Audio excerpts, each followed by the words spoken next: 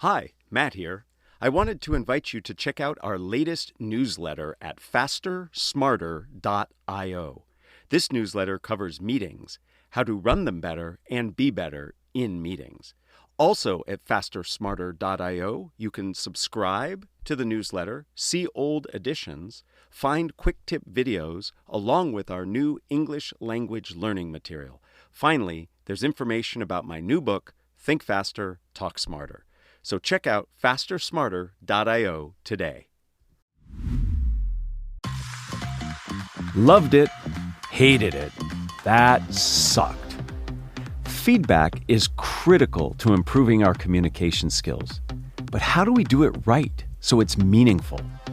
I'm Matt Abrahams. I teach strategic communication at Stanford Graduate School of Business. And welcome to Think Fast, Talk Smart, the podcast. Today, I'm really excited to speak with Kim Scott. Kim is an executive, an author, and a speaker. She wrote the New York Times bestseller, Radical Candor, Be a Kick-Ass Boss Without Losing Your Humanity, and Just Work, How to Root Out Bias, Prejudice, and Bullying to Create a Kick-Ass Culture of Inclusivity. Kim also held important senior leadership and development roles at Google and Apple. And she's also an executive coach. Welcome, Kim. I'm super excited to talk to you. And our former guest and friend, Bob Sutton, speaks super highly of your work. Shall we jump in? Let's do it. Thanks so much for having me. Awesome. To begin, can you share your definition of radical candor? Sure. Radical candor is just caring personally and challenging directly at the same time.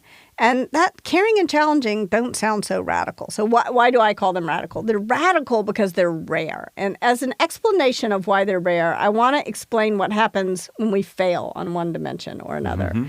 So in order to do this, I love a good visual. So I'm going to draw in words a 2x2 framework. On the vertical axis is care personally. On the horizontal axis is challenge directly. So when you do both in the upper right-hand quadrant, that's radical candor. When you challenge directly, but you fail to show that you care personally, that is obnoxious aggression. And obnoxious aggression is a big problem. It's a problem because it hurts other people. It's a problem because it's a waste of breath. If I am obnoxious to you, if I'm a jerk to you, you go into fight or flight mode and then you can't hear what I'm saying. But it's also a problem because I don't know about you, but for me at least, when I realize I've acted like a jerk, when I realize I've landed in the obnoxious aggression quadrant, it is not my instinct to go the right way on the care personally dimension. Instead, it's my instinct to go the wrong way on challenge directly. And then I wind up in the dreaded bottom left-hand quadrant, in the worst place of all, manipulative insincerity. If obnoxious aggression is front stabbing, manipulative insincerity is backstabbing. It's where manipulative insincerity is where political behavior, it's where, all of the worst passive-aggressive behavior, all of the worst kinds of behavior creep in. And it's also where there's a lot of drama. There's drama in obnoxious aggression. There's drama in manipulative insincerity. If you watch The Office, you're going to see a lot of episodes about both of those things. But it's not where the most mistakes get made. It's just where the drama is. The vast majority of us make the vast majority of our mistakes when we do remember to show we care personally. So we're now in the upper left-hand quadrant because we're failing to challenge directly. So we're caring, but we're not challenging. That I call ruinous empathy. And that is what happens when we don't tell someone something they'd be better off knowing in the long run because we don't want to hurt their feelings. That is perhaps the best definition of a concept we've had on this podcast. It's very clear to me. And I am curious to learn where that came from because I think it had to do with filler words. I learned about all this shortly after I moved to California to take a job at Google. And I had to give a presentation about how the AdSense business was doing to the founders and the CEO. And I walked into the room, and there in one corner of the room was one of the founders on an elliptical trainer, wearing bright blue toe shoes, stepping away, and also wearing a bright blue matching, super tight spandex unitard.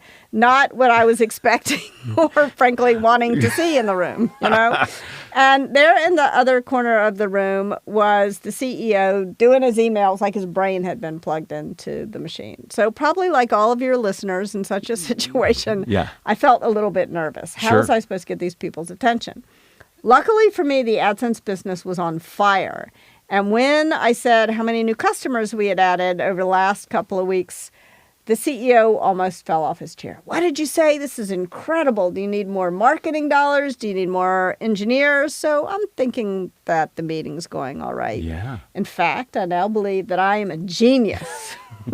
And I walked out of the room when the meeting was over. I walked past my boss, and I'm expecting a high five, a pat on the back. And instead she says to me, why don't you walk back to my office with me? And I thought, oh, wow, I screwed something up. I'm sure I'm about to hear about it. And I wasn't totally dreading hearing about it because she had already multiple times solicited feedback from me and seemed to really appreciate it. So I knew that she kind of thought of feedback as a gift. But of course, that didn't help that much. I was still nervous. So we start off walking, and she starts by telling me about the things that had gone well, not the things that had gone badly. But of course, not really in the feedback sandwich, but really seeming to mean what she said. But of course, all I wanted to know was what I had done wrong. Eventually, she said to me, you said a lot in there. Were you aware of it? And with this, I breathed a huge sigh of relief, because if that was all I had done wrong, who cared? Right, And I kind of made a brush-off gesture with my hand. And she looked at me again and she said, you know, I know this great speech coach. I bet Google would pay for it. Would you like an introduction? And once again, I made this brush-off gesture with my hand. I said, I know, I'm busy. I don't have time for a speech coach. Didn't you hear about all those new customers? And then she stopped. She looked me right in the eye and she said, I can tell when you do that thing with your hand that I'm going to have to be a lot more direct with you. When you say every third word, it makes you sound stupid. Now, she's got my full attention. And some people might say it was mean of her to say that I sounded stupid. But in fact, it was the kindest thing she could have done for me at that moment in my career. Because if she hadn't used just those words with me, and by the way, this is a really important point, she never would have used those words with other people on her team who were perhaps a better listener than I was. Right. But with me, she knew me well enough to know that if she didn't use just those words, I never would have gone to see the speech coach. And I wouldn't have learned that she was not exaggerating. I literally said every third word. And this was a big shock to me because I had been giving presentations my whole career. I had raised millions of dollars for 2 different startups giving presentations. I thought I was pretty good at it. Right. This almost got me to thinking. It was almost like I had gone through my whole career with a giant hunk of spinach between my teeth. Right. And nobody had the common courtesy to tell me it was there. And it got me to thinking, why had no one told me? But also, what was it about my boss and her leadership style that made it so seemingly easy for her to tell me? And as I thought about her leadership style, I realized it boiled down to these 2 very simple things: care personally and challenge directly. How did I know that she cared about me, not just as an employee, but as a human being? When I moved from New York to California to take the job, I was really lonely because I didn't know anyone out here. And she could tell that I was lonely. She introduced me to a book group, and I'm still friends with a bunch of those people to this day. When about a couple of months after I took the job at Google, my father was diagnosed with late-stage cancer. And I was devastated, and she knew I was devastated. And she said, Kim, you need to get on a plane, fly home to Memphis. You need to be with your family right now. Your team and I will sit down and write your coverage plan. That's what great teams do for one another. We've got your back. And those were the kinds of things she didn't do just for me. She did for everyone who worked closely with her. But of course, she couldn't do those kinds of things for all 5,000 people in her organization. No matter how talented a leader is, sort of relationships don't scale. Right. But culture does scale. when a leader treats their direct reports with that kind of care, it's much more likely in turn that their direct reports are going to treat their direct reports with that kind of care. And that does create a culture of caring. But of course, it wasn't all sunshine and roses. I also knew beyond the shadow of a doubt that if I messed up, she was going to tell me in no uncertain terms so that I could fix it. And that really was all there was to it. Absolutely. So I love that you had a direct experience that was sort of your epiphany to look into that. And I have to comment and compliment you. No ums and uhs in that entire story. So I'm curious to get very tactical in how you give the feedback. You referred to the feedback sandwich where you say something positive, then the real crux to the feedback, and then you say something positive. What's the structure or advice you give in Radical Candor for giving feedback? Yeah. I think the first thing to remember is you should never start by giving it. You should start by soliciting it. Like there's a real order of operations to Radical Candor. And that's not to say this is like some kind of Six Sigma process. This is something you can do in one conversation. It's fast. It's free. All it takes is enormous emotional discipline. That's what's in short supply, I think. But remember that you don't want to dish it out before you prove you can take it. You always want to start by soliciting it. And then you want to give it. But one of the mistakes, I think, that I've made in the way I talk about, I'll be self-radically candid for a moment, is that I often leave people with the sense that Radical Candor is all about the boss criticizing the employee. And it's not. It should always start with soliciting. And then the next step is to give praise, not criticism. Again, not in the feedback sandwich sense of the word, but in the gratitude sense of the word, in the generosity sense of the word. You want to make sure that you're taking a beat to give voice to the things you appreciate about working with this person. And not one beat, but a beat, on a daily basis, a daily beat. You want to focus on the good stuff. And then when it comes time to offer the criticism, so if now you've solicited it, you've given voice to what you appreciate, and this can happen in one conversation or multiple.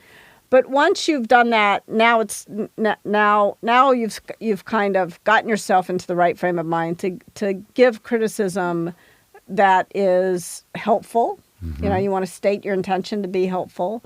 You want to make sure that you're being humble. You could be wrong. Omniscience is not a requirement for Radical Candor, thank goodness. You could be wrong, and that's okay. The reason why I call it candor and not truth is that, to me, candor kind of implies a dialogue. It's here's how I understand the situation. I also am curious to know how you understand the situation. We're going to talk about it.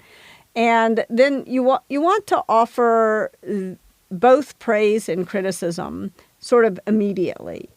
If the purpose of praise is to tell a person what to do more of, the purpose of criticism is to tell them what to do less of, why wait, right? It doesn't do any good. And also, I find in the case of criticism, if you wait, it kind of piles up. We're in Silicon Valley. People talk a lot about technical debt. Here, I think sometimes we have feedback debt. And feedback debt, what happens is it winds up exploding kind of in unpredictable ways. In the before times, I used to say had these conversations in person. Now that's often impossible. But I think you want to have these conversations synchronously. You don't want to send a text. Slack is a feedback train wreck waiting to happen because Slack is often like public criticism in writing, asynchronous. Like it hits all the wrong notes. So you want to make sure that you're having a conversation with the person. And there's evidence that it's better to pick up the phone and just have a voice conversation and not do a video conversation. You also want to make sure that you're praising in public, criticizing in private, and that you're not giving somebody praise or criticism about their personality, right? Instead, you want to focus on having a growth mindset, giving people praise and criticism about things that they can either do more of or do less of. So the best way I know of to do that is to think about your praise and your criticism in terms of context, observation, result, next steps. So in the meeting, when you said every third word, it made you sound stupid, go visit the speech coach. Or in the meeting, when you offered both sides of the argument, it earned you credibility, do more of that. So those are some thoughts. Now, but you're not done. Next step. So you solicited it, you gave praise, you gave criticism. Now you got to gauge how it lands. Because again, it's a dialogue, not a monologue. Although I feel like I'm giving a monologue right now. You're doing a great job. We're learning a lot. I'm learning a ton. Yeah. So there's a process. Yes. And within the process, there's a structure. You start by soliciting feedback, asking for feedback about yourself. Praise is to be given often. Yes. And I assume you would agree, congruent with the level of criticism that you're giving. You don't say, oh, you look very nice today, and by the way, you're lousy at this job. Yeah. Right. That's the problem with the feedback sandwich is, Yeah. oh, Kim, I like your glasses. Your book was terrible, but those are nice shoes. Like, it's not really going to make me feel better. So you give the praise, and then the part that I really liked that when you talked about candor is not the truth. It is a perspective. And it sounds, what I so appreciate about your model, there are many things, is this notion of it's an invitation for dialogue to discuss. Yeah. And that's where I think that candor is really important. And then you have a structure for how you give both praise as well as the constructive criticism. And then you have to check for how it lands. And I think that's very useful. And it can be very helpful to have a process to, not only because it helps get you from A to B, but it helps you think about what needs to be said. Yeah. And that's really important.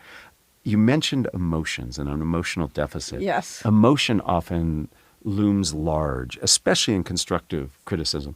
What advice and guidance do you have for handling our emotions? Like, you've done something that frustrates me, and I want to share that, but I know that can get in the way, or I don't want to invoke emotions that are negative in you because I think that'll get in the way. How do we deal with emotions?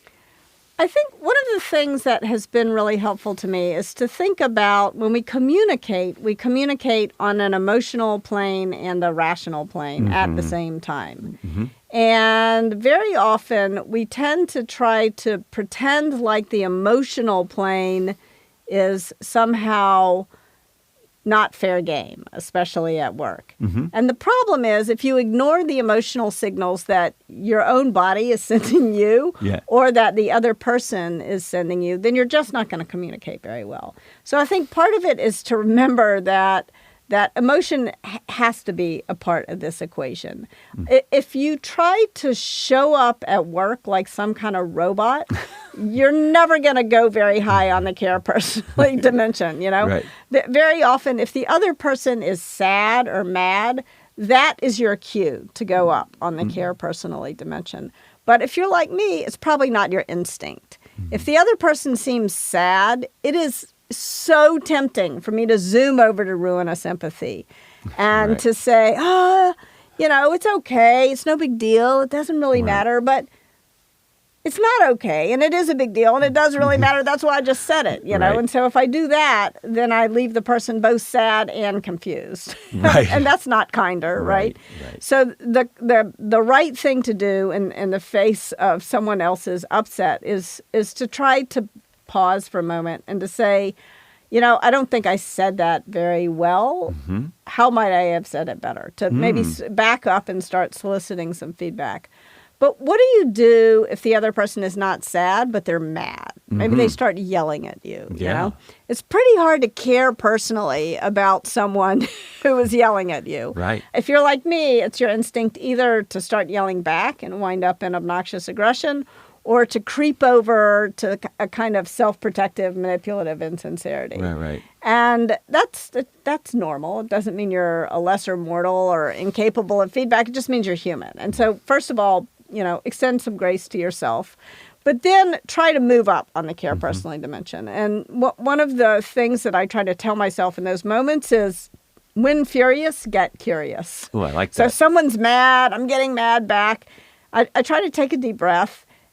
If I have a bottle of water, I'll unscrew the top, take a sip of water, and I try to figure out, like, what has gone wrong here? Like, why is this person so upset?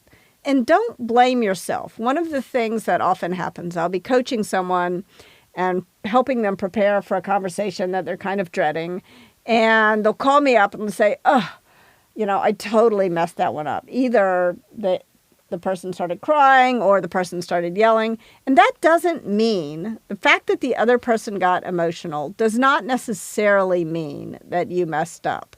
It means that they're having an emotion. And your job is not to control that emotion. Your job is to remain present for that emotion and to remain caring about that person for that emotion. Now, there's another thing that could happen other than the person gets sad or mad. Other times, and remember, it is your job to go north, to choose the right vector on the radical candor 2x2 and to move up on care personally. But that's not the only emotional response that the person may have. The person may do to you what I did to my boss in the story. They may brush you off. Right. And when that happens, it's your job to keep going out on the challenge directly dimension, probably further than you're comfortable going. Sure. Right. And that is hard for a lot of us. In fact, when I was writing Radical Candor, I sent that story to my boss, and she said, "Gosh, did I really say you sounded stupid? I'm so sorry. That sounds so mean." So even she wasn't that comfortable with it. Clear as kind, as Brene Brown says. The kindest thing she could have done for me is to keep going on that challenge directly dimension. And she, as you notice, she tried 3 times. Right. And that is often true, that you have to try more than once. And often it takes more than one conversation to get through to someone. And that doesn't mean they're shut down to feedback necessarily. It just means communication is really hard. Right. So many rich ideas in there. When it comes to emotion, I heard you say, and I rightly believe this, that it's normal and natural. We have to honor it. We don't try to hide it or over-project it.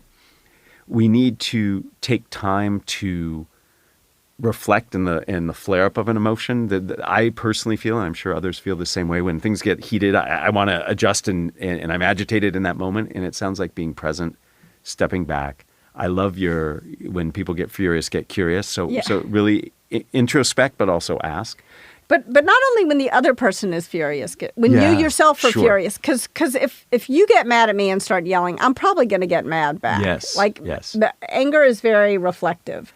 One of the challenges many people have in part of that process you talked about is actually asking for feedback. It can be hard. Yeah. And when it comes to soliciting feedback from others, we've had 2 different guests bring this up on their own. I didn't initiate it. Bob Cialdini and Jonah Berger both talked about research that looks at how you ask for feedback. The words you use matters. And I know that something that's important for you is that you ask for guidance. You don't actually use the word feedback as much. Can you share a little bit about how we can best ask for that feedback?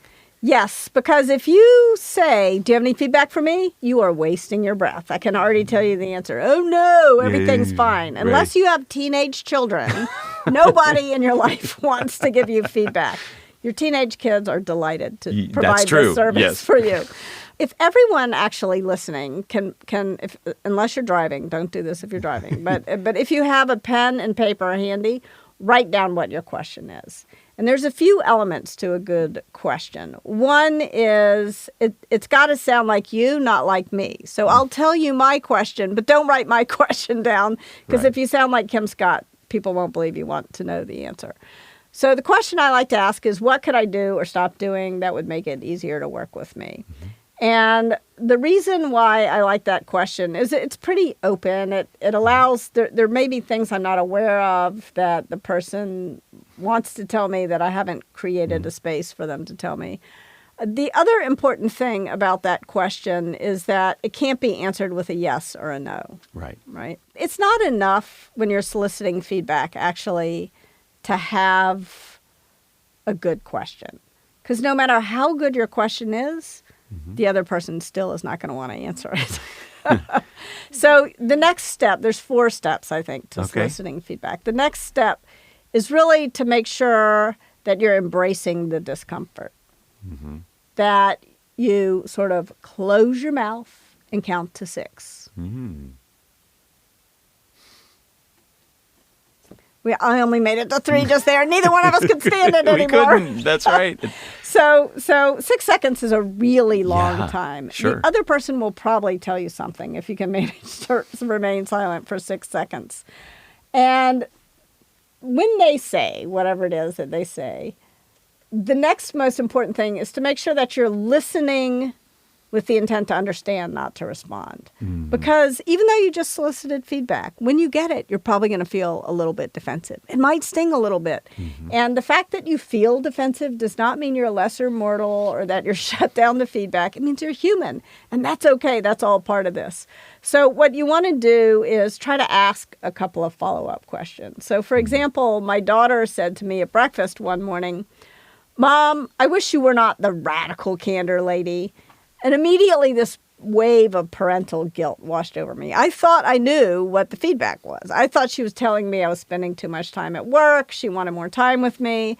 But then I thought, well, I should make sure I understand. So I said, well, who do you wish I were? And she said, I wish you were the lady who minded her own business. So totally different kind of feedback. So you want to make sure you're asking some follow-up questions and you really, again, getting curious. You can also get curious when you feel defensive. It's a great emotion to try to find your way to. And then last but not least, you got to reward the candor. So 4 steps. You had to come up with your question. You had to embrace the discomfort.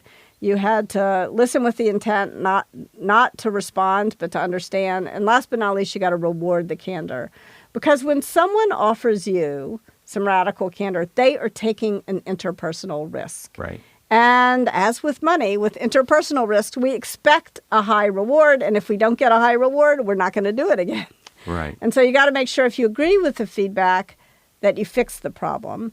And if you disagree with the feedback, that you are radically candid. I mean, first of all, look for that 5 or 10% of what they said that you can agree with, just to show that you were listening and to make sure that you're proving that you're not shut down the feedback. And then say, as for the rest of it, I want to think about, if you're feeling defensive, I want to think about it and get back to you. If you're not feeling defensive, I want to explain to you why I disagree, but thank you for telling me, and let's try to get onto the same page. You can't argue endlessly. At some point, you got to listen, challenge, commit. But if you just tell the person whose feedback you disagreed with, thank you for the feedback, you know, what they hear is a giant F you. So make sure that that you're radically candid about the radical candor. that reflexiveness is that meta is important, though. You talked about risk, and there is a lot of risk in giving radically candid feedback. How, as leaders, as managers, do we set up a culture and an environment that supports and rewards that kind of feedback? I'm sure modeling it is important, but what else do you do? I think one of the things you can do is to remind yourself that your number one priority as a leader is to solicit feedback and to make it, to reward speaking truth to power, not to punish speaking truth to power.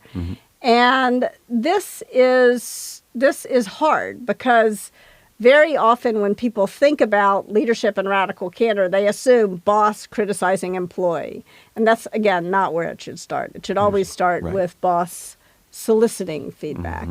So go back to that order of operations. There's a couple of things you can do to make this sort of normal. One is you can prevent backstabbing. You want to create a norm on your team of what Fred Kaufman calls clean escalation. And so clean escalation is basically just means don't talk badly about someone behind their back.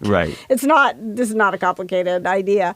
And yet, so often, if you're frustrated with someone on your team, it's tempting to go to your boss and talk to them.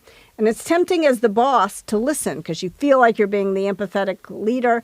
This is the one time when listening is counterproductive as a leader. Because if you listen, all you're doing is stirring the political pot.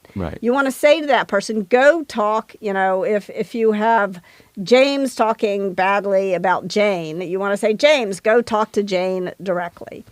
And there's exceptions, of course, like if it's a sexual harassment thing, don't do that. But if it's in the normal kind of conversation, you want to encourage people to talk to each other directly. And then if they can't work it out, you want to offer them your conflict resolution services. In other words, ask them to come talk to you together. You are not a shuttle diplomat. As a manager, you're more like a marriage counselor. And that means you can't talk to one person about another person who's not in the room. This has been wonderful, Kim. I really appreciate your insight and your feedback.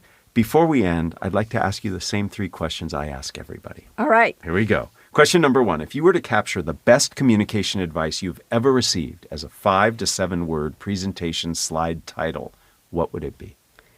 The words, I don't know. Okay. And the power of those words, tell us. So the reason why I don't know is so important is that very foundational to all of this is to be humble. Mm-hmm. And the whole goal of Radical Candor is to learn. Mm-hmm. And to learn what we don't know and to help other people learn what they don't know. And so being willing to say, I don't know, it just takes all of the tension out of the room sometimes. It's something that we don't say nearly often enough. It feels very risky, and it feels you make yourself vulnerable, but in that is a ton of possibility, and it also can level power and status. Yes. And I think that's really important. Question number 2, who's a communicator you admire and why? So I love novels. Okay. To me, a novel teaches us empathy, really, and compassion. Not ruinous empathy, but right. Productive empathy and compassion. And I think that Toni Morrison is probably the communicator I admire most deeply. I was lucky enough to take a course with her in college. Oh, wow. And I learned so much about language and how to use language for good, not for evil. It's funny, as soon as you mentioned Toni, I thought of language, and yes. You're absolutely right. Question number 3, what are the first 3 ingredients that go into a successful communication recipe? There's only 2. All right. Caring and challenging. Very good. And not surprising at all coming from you. I had one extra in there just in case. Kim, this has been fantastic. Thank you. I will give you praise. This was very helpful to really put feedback in its proper place as a critical skill. The specific process and steps are very helpful, and really allowing us and giving us permission to open ourselves up to receive the feedback and do so in a way that can set examples for others. Thank you for your time, and thank you for your input. Thank you. And can I end by walking the talk and soliciting a little criticism? Sure. Because I want some radical candor on Radical Candor, because it's so easy to say, be radically candid, really hard to do it. Mm-hmm. What do you think is the one thing that gets in the way that we didn't talk about today? Why don't people do this more often? I think people are really worried about their relative status in the relationship that they have, and that this is going to risk their position, status, and connection they have with people, and it can be very scary. Around this place, as a teacher and in this valley, there are so many dynamics going on, and everybody knows everybody in some way. You're afraid not only for the interaction I have with you, but what it might mean in the larger network. All right, so let's figure out how to take status and power out of the equation to make it safe. Absolutely. And nice paraphrasing. All right. Very good. Thank you. You've been listening to another episode of Think Fast, Talk Smart, the podcast, a production of Stanford Graduate School of Business. This podcast was produced by Jenny Luna, Kevin Patel, and me, Matt Abrahams, with special thanks to Podium Podcast Company. To find more episodes, visit our website at gsb.stanford.edu or find us wherever you get your podcasts, including YouTube. For more business-related content, follow the Business School on social media at Stanford GSB. You can also find the podcast and follow us on LinkedIn and Instagram.